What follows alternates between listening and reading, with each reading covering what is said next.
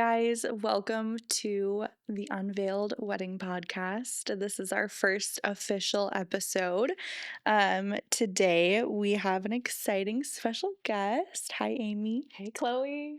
So this is Amy of Girly Pop Bride. So we're just going to kind of jump on into the questions. So tell us who you are, a little bit about what you do, and kind of the thought behind Girly Pop Bride. Awesome. Well, thanks, Chloe. Thank you for having me. This is so exciting. I'm well, so my excited name you're is here. Amy, and I am the owner of Girly Pop Bride. So my small business, we provide wedding content creation and wedding coordination services for our brides just to make sure everything is captured and that your day runs completely smoothly. Period. I love that. Yeah. So how did you kind of get into doing content creation? Well, I'm always the one behind the camera. I'm always the one taking pictures of my friends and family on vacation. I'm like, hey, pose here for a picture. Do this, do that. Oh, let's make a TikTok, So this just came really naturally for me. Yeah. And I got married in June 2023. I didn't have a wedding content creator, and I wish I did. I didn't know that it was a thing. We were so over budget. I was like, okay, I can't afford anything else. So we'll just stick with our photographer and videographer. Yeah. And then I got back a lot of my pictures, and, I liked some of them, but there was a lot that I didn't like. And I was like, oh man, a lot of moments were missed. And what I ended up looking at the most were just like iPhone videos that were like recorded in like the worst quality possible from like families and friends, right? Just like very far away or like zoomed in or like so blurry, but I looked at those all the time. And fortunately I had some guests, they recorded our vows, like the complete snippet of the vows, our first dances and the parent dances, and it's like without that, I wouldn't have gotten that in my video, but I do love the video and the photos that I got and everything, but it was just different. It was a different deliverable because I wanted to see all of it. So I noticed that, this is, a service that is very needed, that is of value, and so I want to provide that for my brides. And at the time I was doing luxury picnics and proposals in Sacramento, and let me tell you, I was tired. Okay, that is manual labor. Sacramento gets so hot and then it gets so cold. Oh my gosh. And I'm in a park with a wagon full of picnic stuff, falling over grass. Yes. And all the bird poop, and I was like, I can't do this anymore. No. Yeah, that was a good first side hustle, that was where I actually made money, because I had a lot of crazy ideas where nothing was happening. I was trying to be a YouTuber. I was trying to be a DIYer. We love that. It didn't work. So, but yeah, I was like, okay, I feel like this could actually work. Yeah. Because picnics gave me an in into the wedding industry, because I was already planning and coordinating for friends for free and setting up decor for weddings. But I was like, I'm done with decor. This is I have too much stuff in my garage. Yeah. Content creation, this is great. I have a phone, I have a gimbal, and with coordination, I just need a laptop and a lot of pre-planning that has to happen before the wedding. So it worked out perfectly. So started off with content creation, and then I just threw in coordination as a service as well. So now my team offers both. Amazing. I love to hear that. That's awesome. Thank you. Yeah, we're coming together. So what do you think was your most viral video on TikTok or Instagram that kind of catapulted you to where you are right now? Yeah, so on Instagram, I have a video with 50 million views, and I think that's crazy, because anything over 100K, I'm like, oh my God, I'm viral, So it was a different feeling. It was really crazy, because I was in Hong Kong doing a wedding at the time when the video started going viral. So in a day it hit 300K. The next day it was at 1 million. I was like, oh shoot, something's happening, Yeah. And it was a video of me doing a shoot in Salt Lake City at the Capitol, which is a stunning building, by the way. And it was a before and after video. So it showed me in the before clip telling the couple to run into an elevator and to kiss, but then I slipped. And then the after shot was just, them running romantically into this elevator and then kissing, and then the doors closed. Yeah. So that ended up getting a lot of views. Also because the people in the comments were just, talking a lot lot of crazy stuff. They're like, oh, he's wearing white socks. I didn't even realize that he was wearing white socks. They're like, oh, no white socks. I don't know. You're like, you watched this a lot of times. I was like, well, thank you for the views, and thank you for, the comment. The comment, because it helps with the virality of everything. And when there's controversy in the comments, that's when, things get a lot of movement. So really grateful for that though. But the followers, it was great to get a lot of followers. It helps with credibility, but a lot of the followers were, from other countries, and they weren't actual clients, but I'm like, it's fine. Yeah. I'm grateful for it. I'm not going to complain. We love that. That's awesome. I love that. Yeah, TikTok can be such a useful tool. And I feel like especially for the people that got into TikTok early on, and it's not that the prime is down, but it's early days, 2019, 2020, and people that got on there, they're you can get so much good social media traffic from it. You definitely can. And the SEO on TikTok is amazing. But right now the algorithm, I can't even predict algorithm is not our friend. So I'm not even focusing on TikTok right now, especially since they're saying that it could be banned. Yeah. And I'm like, okay, I'll just focus on Instagram for now. Yeah. I feel like with the amount of jobs that TikTok has created alone, there's going to be something that's going to stop that, because I feel like it's done more good than it has harm, in a sense. You know what I mean? People have come from nothing and just started posting randomly on TikTok, and then will overnight gain all these followers because of their situation or their small business or something that they did, and it has boosted their lives in a more helpful way. And I just feel like that's crazy to have that taken away. So I feel like it's not fully going to be taken away, Mm-hmm. Yeah, social media is a very powerful tool, so people will lose a lot of money. I feel like the economy will go down if TikTok gets banned. So 100%. Our politicians, they need to figure out exactly what they want. Figure it out for TikTok.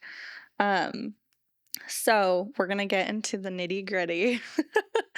I have seen probably over the last 2 months, I want to say 3 or 4 different podcast episodes in regards to wedding content creation and wedding content creators. And I'm not going to lie, they were not shed in the best light.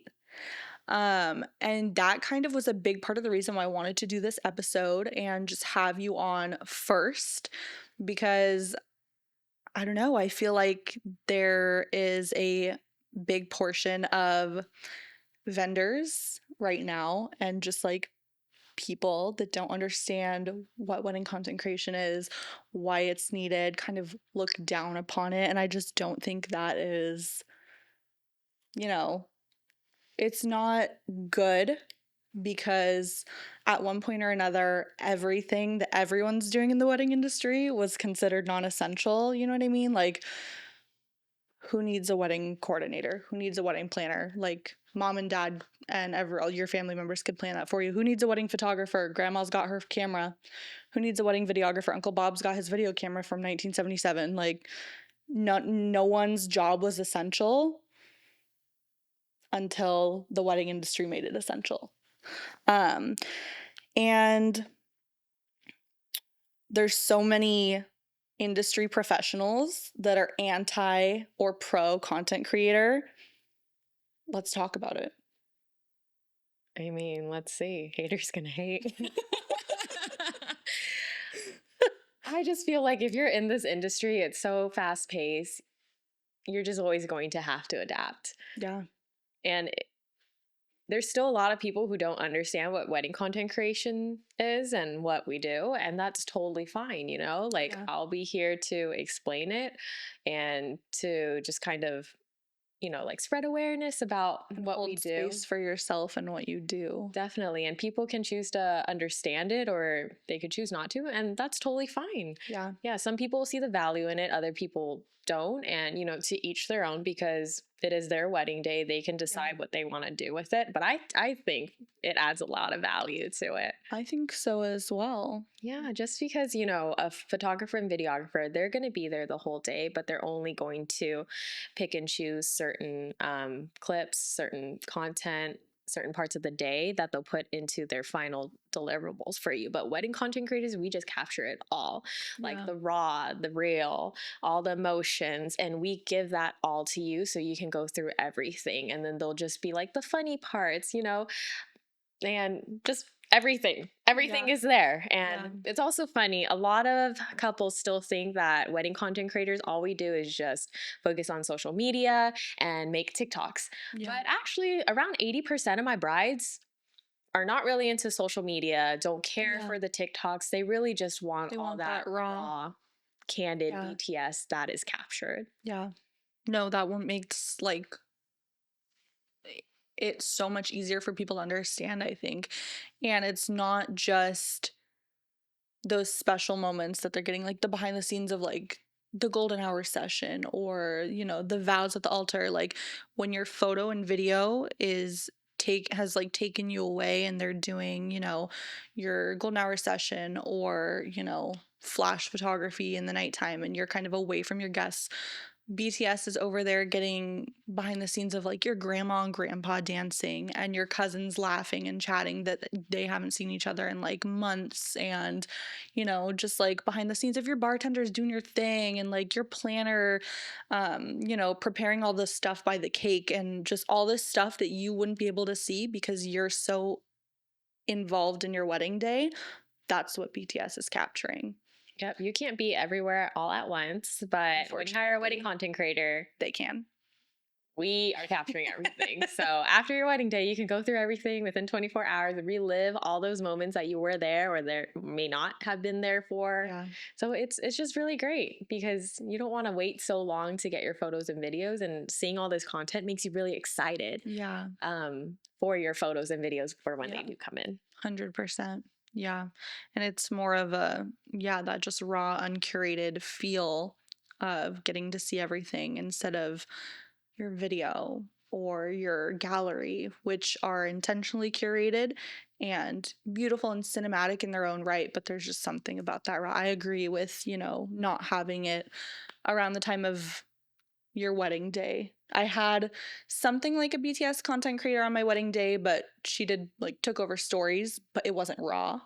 So I didn't get any of like all this like raw iPhone photo and video back. I got some photos day of back, which is still good, but it's totally different ball game, you know? Yeah. How do you think getting married last year has given you a perspective on how to better serve your brides? Yeah, I think being married just really helps because I know what to expect on a wedding day. It's really stressful. A lot of things can go wrong. So, knowing that I'm there to help my brides, like I try to make them feel good, make them feel relaxed because I know that, you know, it could be really stressful for them. And yeah, I'll be like, do you want water? Do you want food? Make sure they're eating. Yeah, I kind of act like a personal assistant as well. But for me, I want them to have a really good day because I'm just in the behind the scenes and just want to make sure everything goes, you know, well. Yeah, 100%. Um, so I've seen pictures, but I want to hear, and we talked about it a little bit last week, but I want to hear about your wedding. Give me some like in depth. Where did you get married? What was the vision? What was your color? Like, give us some info.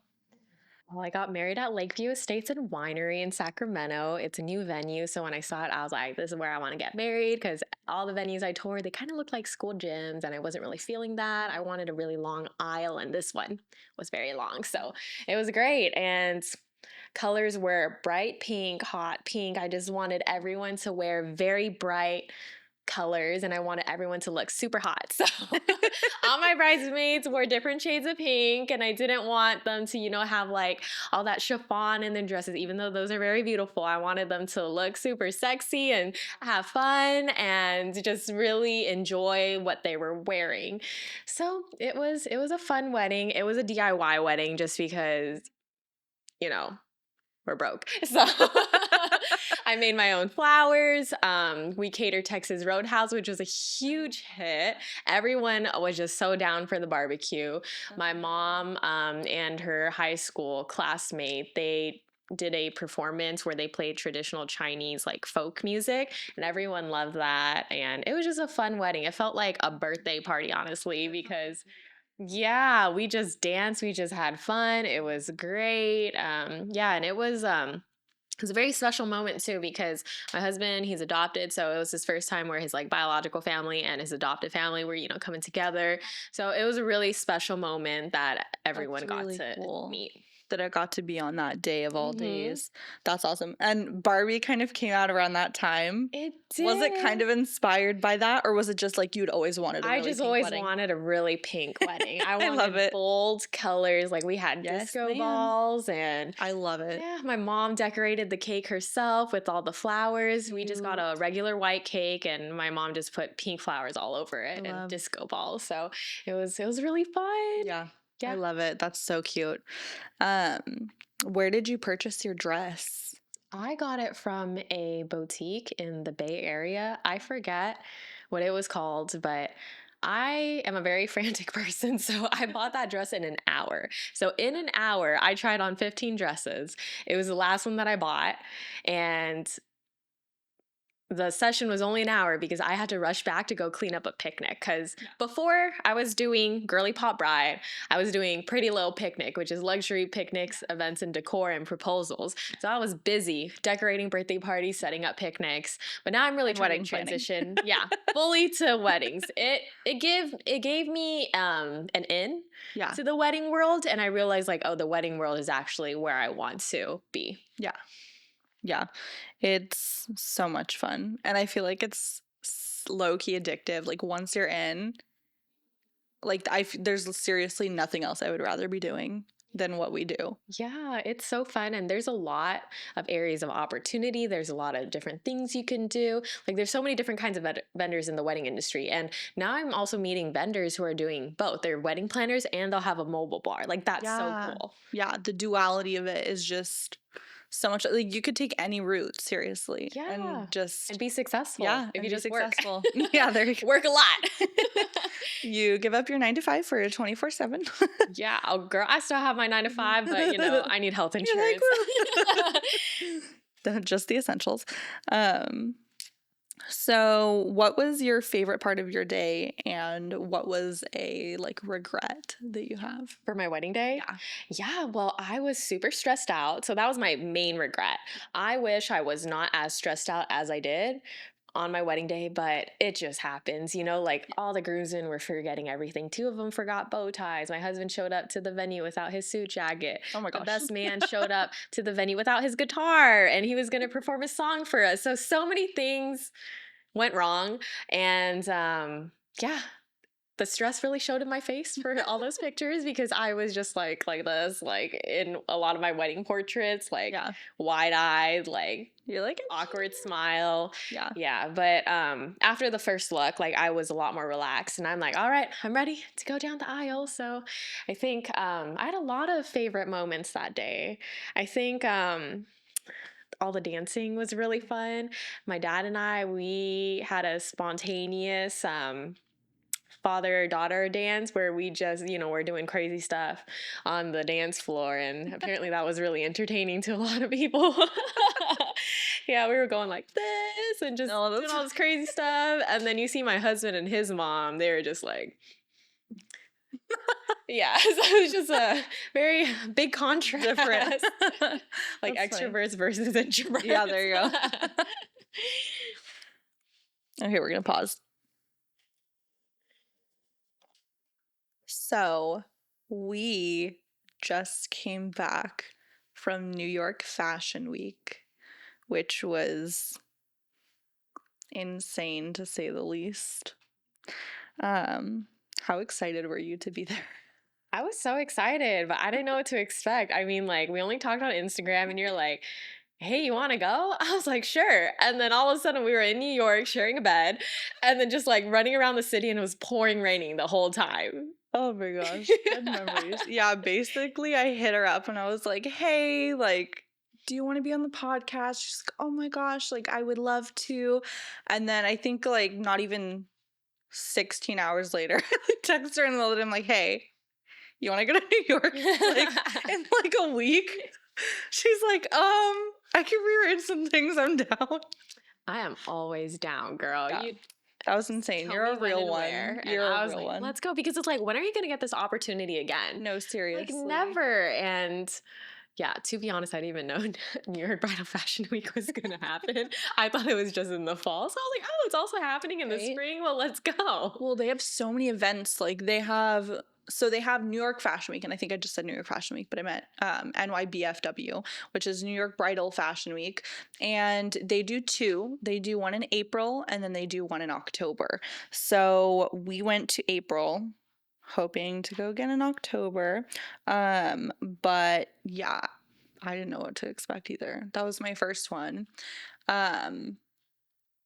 Yeah, went to a few press previews by a few amazing designers that we met and just kind of got to hang out with these wonderful girls in PR, and went to, I think it's both of us, like our favorite designer, which is Galia Lahav. We got to go to her show in Soho, which was like ethereal.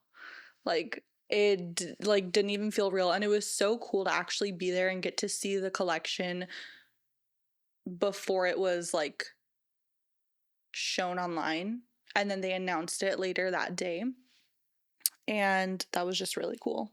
Yeah. That was Oh my such an gosh. experience. That was so cool because, that was the last show that we did. Yeah. And the first four that we did, they were just kind of like behind the scenes, like press previews for all the buyers to come to take a look at which dresses they want to buy. So the etiquette, we just had to be super proper. Yeah. And for this one, we were actual guests. Like there was food for us to eat. There was a bar. We got goodie bags. No, that was so cool. They definitely went all out for the goodie bags, which was so cool. And I believe Laura Mercier did makeup for the show, so they just like completely took care of the goodie bags, which is really cool. Custom Galia Lahav candles, and yeah, also I'd never ridden the subway before, so I was completely trusting Amy. I didn't know what I was doing. I was like, left or right? We're gonna I'm pick glad one. you acted like you did. Like you did in the moment, because but we did it. We made it. We had a little New York moment, and that was so much fun. Yeah, we went all around, girl. We did so much on that trip. We woke up at like 7 o'clock, would go like up, bus, plane. Literally like outfit changes throughout the day, tennis shoes in our purse while we have our heels slung, and like it was insane. And like she said, it was pouring rain the whole time, so that just added to the festivities. Right? We had to carry an umbrella. So fun. So much stuff to carry the whole time. And it's so funny, like a constant worry, like for me, is like, where am I going to put my stuff when I go to these shows? I don't want to look like a little peasant coming in with my wet umbrella and my wet tennis shoes and my raincoat. Like, thankfully, though, in case you're ever wondering, there's always like a little area to put down your stuff before the show starts. Yeah, apparently, and I didn't even think about this, everyone's carrying an umbrella and a raincoat. Yep. Yep. So if you ever go, it's not as intimidating as you think it is, because I was really, really intimidated to go. And like on my life, if you ask any of my friends that I talked to like 2 weeks before I went, they're like, because I was not going to go. I'm so glad you went. I know, Sam. I'm really so glad that we went. And they're like, no, you have to go. Like, this is, when else is this going to happen? Like, when are you going to go again? October, that's when. No, I'm just kidding. But yeah, no, I'm super, super thankful that Amy was like down. Oh, yeah. Yeah. That was so much fun. That was just the coolest experience. Were you scared? Let's talk about what we didn't tell our husbands. Oh, yeah. Okay. So basically, like, the week that we were supposed to go to New York, all these random girls were getting punched in the face while walking down the streets of New York. So I would send Chloe all these TikToks like, oh my God, another girl got punched in the face. Oh my God, there's another one. There was like 9 girls. And it literally grew from there, because where we were staying in Bryant Park. And all these girls that were reporting that they were getting punched, they were in like the NYU and Grand Central Station area, which are kind of far from each other, but we were in the Grand Central Station area, and we were like, I can't get punched in the face, and neither could you, because we gotta look cute for when we go to these shows. We need the face guard to not decline. Can't be walking around with a black eye, Yeah. No, I was like, I'm gonna have to bring my Stanley and like clock someone if they try to like. I have my umbrella ready. Take a self-defense class. Luckily, we didn't get punched in the face, though. Luckily. We were so busy, I forgot about all that. Like, I was stressing out about that and where to put my raincoat, like, beforehand. And when we got there, we were like, let's go. We don't have time. We got to do all this stuff. Yeah. It just felt like we were, like, staring at a highway of everyone going super fast. And we're just like, we just got to get on. And then went. And that's kind of how the pace was being there. So how was your flight back? I was just editing because it helped me pass time. Yeah. I was playing Spirit, you know, it was real squishy. And I was just crazy editing. And I have a bunch of videos edited and I only posted like one of them on Instagram. And now I'm like, oh, did the window close? I know, that's how I feel. Post it. So maybe I'll just use them as, you know, filler when, you know, there's not a lot of content going on. Yeah. I just need to be better about posting. I'm so tired. And writing captions and thinking of all the hashtags just takes so long. Yeah. No, I feel it. It's a constant struggle. Oh, yeah, 100%. Favorite area of New York when we were there? Oh my gosh, I loved the Top of the Rock. That was when we went. We went at 8:30 in the morning, so highly recommend going early because there were just not a lot of people. It was so windy though. It was really that was fun. And I think my other favorite part was when we ate Whole Foods after the Galia La Havre show because I never had the hot food section. It was so good. I think that was the best meal we had. No, literally, I think we went to breakfast and then we went to a nice dinner out. And then the other days we just kind of like grabbed like pastries and whatnot.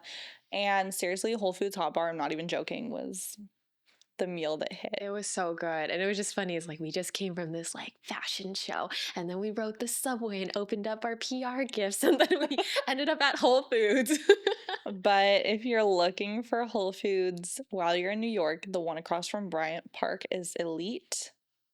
So go there because they just like have a second story like cafeteria lounge area and you can just sit and people watch and eat your food and it's just so nice. It was so good. Yeah. No, Top of the Rock was crazy. Also, Top of the Rock opened a cafe inside so you can like grab coffee or hot chocolate, pastries, and then go up and just like admire New York.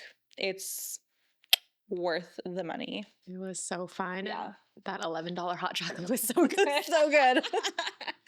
Yeah. And I feel like in comparison to other like view like sky like high rises that they have there, I feel like personally that one's my favorite just because I don't know, I don't know, it's like there's something so special about it. And we got so lucky because it rained our whole trip except for when we were on the Top of the Rock. Yeah. So there were no like clouds. We could see everything. Yeah. Because the night before I went to the Vanderbilt one, I couldn't see anything. It was like completely gray.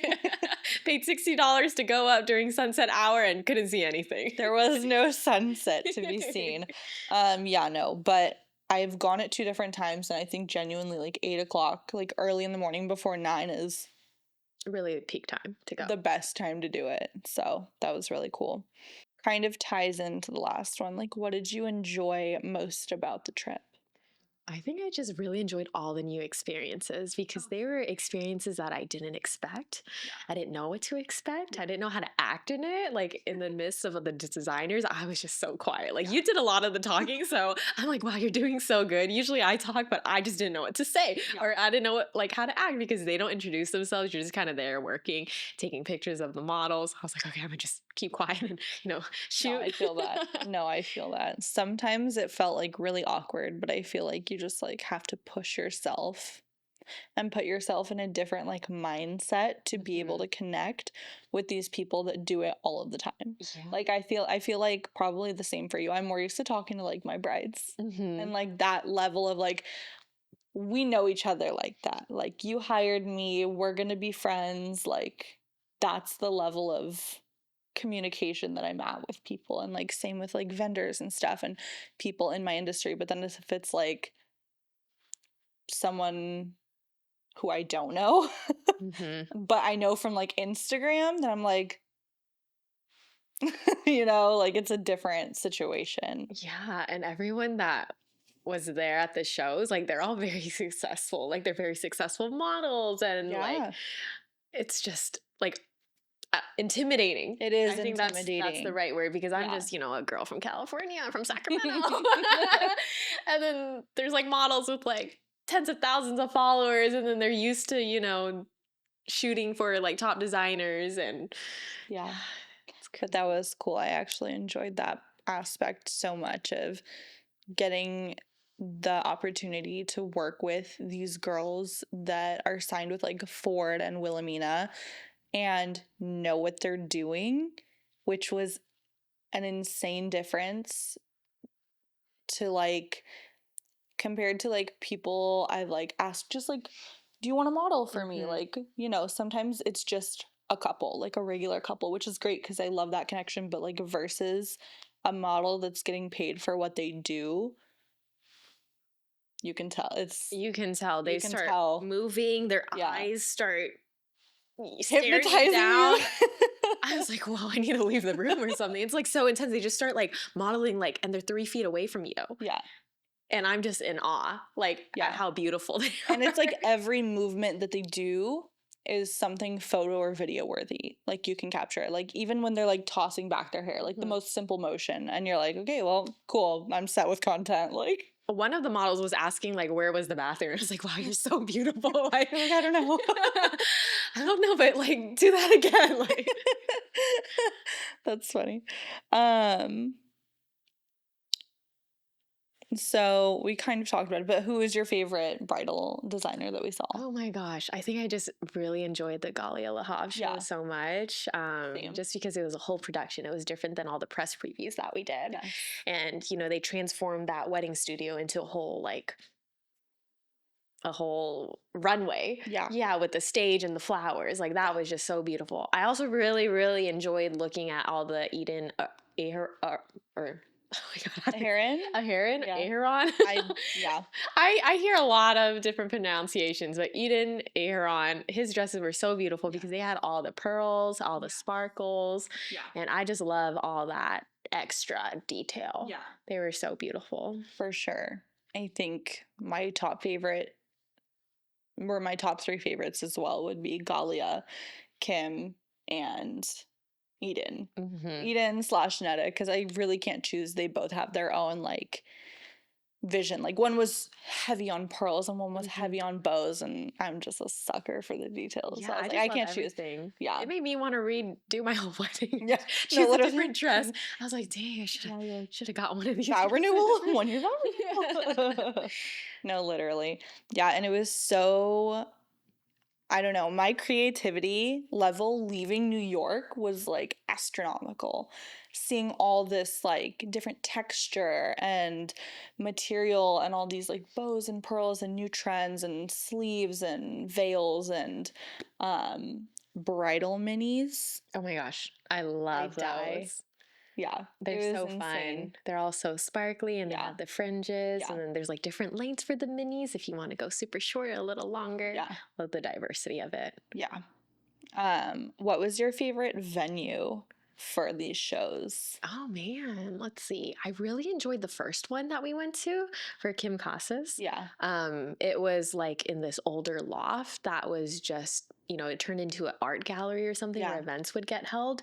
And so they had the spiral staircase. They had a lot of space. They had a huge like mural on the wall and a piano. And it was just perfect for all the models to come in and pose and do their thing. It kind of was reminiscent of an older church on the inside with like the Tiffany stained glass windows and like that like Gothic arch shape. And like it had a good amount of warm, cozy lighting, but then it had a little bit of that like big loft window lighting, and it was really nice. And there was a content creator there that had a light that was amazing. It's called the Hobo Light, and it just brightened everything up. Yeah. It was like a compact light, but it just made our pictures so much better. So when she left, I was powerful. I know. I was like, oh man, my content isn't good anymore because the girl with the light is gone. So Anna, shout out to you for bringing your hobo light. That was incredible. Yeah, I think my favorite venue was number 2 for sure. No. I don't know. Oh my gosh, I don't even know. I think my split number 2 is the studio and the loft. Split number 2. I loved the neutral minimalist vibes of that very loft. Cute, very industrial. Yes, 100%. And they had the fake windows because they were not actually real windows. But they were these massive panels of light and just like LED light coming through, and it looked like windows. It was incredible. And I think my first one was the Conrad on the 43rd floor, Which one was? Oh, I totally forgot about that. See, right? we did so much. Netta Ben Shabu. Oh yeah, That was her preview. that was nice. And those views, and it was like not rainy at that point, but it was cold and misty, and we were 43 floors up, and you can still kind of see everything around you, but it's just like kind of had like an eerie, misty vibe. And then the inside of it was like It was like a suite. it was like a suite. And when you walk past the suite, it goes up into this like small next level. You could just take a step up. And it's this encased room that's all windows. So basically, you could just chill there with your friends, have a drink, do charcuterie, whatever. But they turned that into the press preview media area. And the girls would come out and model right there. And they had the rack of dresses. And they had champagne and food and just, it was gorgeous. And the girls there did an incredible job. And yeah, that one was, I think, my favorite really venue too. Yeah. That was was just like absolutely a sunroom gorgeous. on the 43rd floor. Yeah, sunroom. There you go. Yeah, it was so stunning. So now that we've covered New York, back into a few more questions about content creation. What is your favorite part of a wedding to capture being a wedding content creator? I just love being next to the bride the whole time. Taking care of like what she needs, capturing everything for her, just, fluffing her dress, fixing her veil. Like, I just love to just be there. Yeah. Be present and capture it all and have her not worry at all that, no one's capturing anything. Yeah. So, as a content creator, what hurdles have you experienced in your first year of business that you've had to overcome so far? I think these are constant hurdles. I mean, they don't stop coming. Yeah. Once you overcome like one obstacle, there's like the next level of obstacles. But I guess they're good problems to have. So right now there's a lot of new wedding content creators coming on board. Everyone and their mother and their dog are becoming a wedding content creator. But I think it's totally fine. There's a lot of brides out there. There's a lot of weddings. The barrier to entry to wedding content creation is lower than other industries as well, because you just really need a phone and like a $80 gimbal and you're good. But it's the skill. It takes a few weddings to acquire all that and to learn about like how to do all that. But I think it's exciting that the field is really growing and that people are realizing that, this is a service of value, that it's a service that is much needed. So it's really exciting to see all that growth. But I do get into my head sometimes like, oh my gosh, like there's so many like new ones coming on board and their prices are a lot lower than mine and mine are still low. But some brides might go with like the newer girl who has like really, really low prices. Yeah. But I used to be that girl too, you know? So it's all good. And then also don't feel alone in that, because it's not just content creation. Like it's everyone. Like there's everyone, everything. If you own a small business, that's just a hurdle. Yeah. And it's like, there's a lot of photographers, but there's also a lot of successful photographers. So it's like everyone can do it, and I feel like when you start something, that's when you realize like everyone is also doing it too. It's that one phenomenon. I forgot the word for it. But yeah, or is it that? I don't know. But it's like where you like buy a red car and then all of a sudden all you see are like red cars. So yeah, it's like that, so because I was doing picnics and when I did it, I was late in the game. And then there were like 30 picnic companies in Sacramento. It was crazy. Like everyone was doing it. But there's a lot of clients. Yeah. So there's room for everyone. There really is. So. And, each wedding content creator, they provide their own style, their own vibe. Yeah. So they're going to find, a couple that matches their vibe. Yeah. So it all works out at the end of the day. It's like we're all happy. And it's like there's only 52 weeks in the year, like I'm already stressing out so much with like over the weddings bookings. I do have. Yeah. And it's not every weekend for me. So I don't know how you're doing, like 3 weddings a weekend or something. So I can't. Yeah. No, this is our first year doing that, and it should be interesting. I was actually just talking to one of my brides about this, who was over here like 2 or 3 weeks ago, but I was like, it's definitely gonna be a new pace, but we kind of got a taste of it last year. We had an extremely busy September, and I think we were booked all 4 weekends. Wow, that's so good. And one of them we were split. So he was shooting a wedding and I was shooting a different wedding. Oh, wow. So that was crazy, but it kind of gave us like the confidence, like, okay, we can do this once it arises. And unbeknownst to us, that was what was in store for us in 2023. And now we are starting our wedding season next week. Yay. I know, I'm so excited. Party. But yeah, we're starting and we're just ready for it. Rushing straight into it. First double header, then we have a engagement shoot after engagement shoot after engagement shoot. Oh, good. And then 3 weeks after that, our next wedding. And then 2 weeks after that, styled shoot, engagement shoot. And it just keeps going from there. And yeah, we are booked and busy. Yeah, y'all gonna be busy. Heavy on the busy. It's like exciting to know that you're busy, but also scary. It's just like, how am I gonna maintain it all? Yeah, we kind of just like do it. And then when we're done, we're like, oh, okay, we're done. Yeah. Just like, don't think that you're tired. Don't sit down because then you won't be able to get back up. No, literally. No, that's so true. Are you crazy busy for 2024? I think I'm pretty busy. I have like 20 bookings and everything. We love that. So what is your biggest piece of advice for your 2024 and 2025 brides? Oh my gosh, I would just really say enjoy the whole experience. Like the engagement period, like I was never like felt that kind of happiness ever. Like that, is it the word elate? Wait. Elated, yeah. Elated? Yes, that word, yeah. Elation. Yeah, no, I know just what you're that pure joy. Yeah. Like I've never felt that before. And then you get into wedding planning and it's so stressful. Like that was like extremely stressful and extremely isolating. And then the day of your wedding is a different kind of stress. Yeah. So, but it's still stressful, but it's happy, but it's stressful. Yeah, I would just say don't stress, because everyone is coming to your wedding for you and they're not stressed. They're there to have a good time. Yeah. So you should try not to stress either. Yeah. Let your coordinator do the stressing for you. Let your vendors do the stressing for you. Literally. And you just show up, be pretty, make sure the stress doesn't show in your face and just enjoy it because it passes so fast. Really I wish I got to like redo my wedding day, but it's okay. Like, if and we were talking about this, like the quick engagement, not like really quick, but like you go from being engaged to getting married so quickly.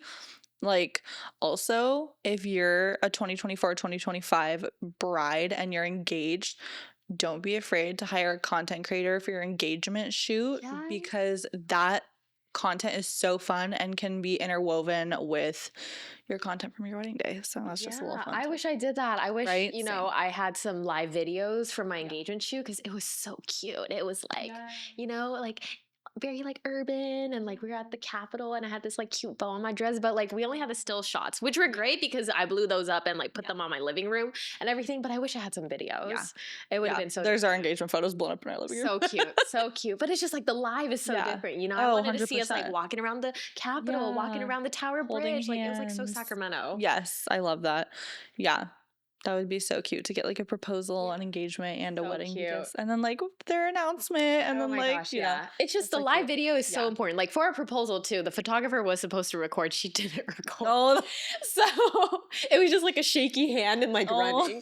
And I'm like, it's fine. So it's like, lost opportunity. So now I'm trying to give that back. You take that into account. Yes, 100%. Yeah, no, I feel that. That's anytime I've had photos done, I take one small thing and I kind of implement that. I feel like it's so beneficial. It really is. And it's like memories that last like oh my God, memories that last a lifetime. Yes. I love, no, they're so important. But oh my gosh, that was it. That was the entire podcast. Oh my period. Gosh, we did it. That was so fun. Let's do it again. Let it rewind. But thank you, Amy, for coming on your welcome. I think this was so fun. Like just meeting you is just like, it was so sudden.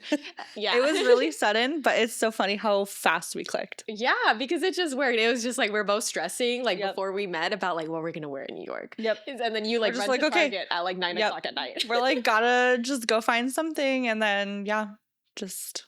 that New York really just threw us in. Yeah. And I can't wait for like future ones. I think it'll be so fun. And I think it's so cool that like we came in as a pair, that you're a photographer, that I was a content creator. Yeah, it's better than just coming in alone. Because I felt like as a pair, you provide a lot more like services and value to like the designers. 100%. So pair up, everybody. Yes. Find yourself a good match. Yeah, no, that was so much fun. And But thank you for coming on the pod. Of course, thanks for having me. Yeah, first official episode. Woo, Woo! First of so many. exciting. I know, so many to come. We have so many episodes coming up. So thank you guys for following the page and for, tuning in, asking questions like, hey, when's your first episode going to be out? Because I was in New York. But when you guys see this, yeah, we'll be on our way to the episode 2. So thank you guys for joining and tuning in today. And I'll see you in the next episode. Bye.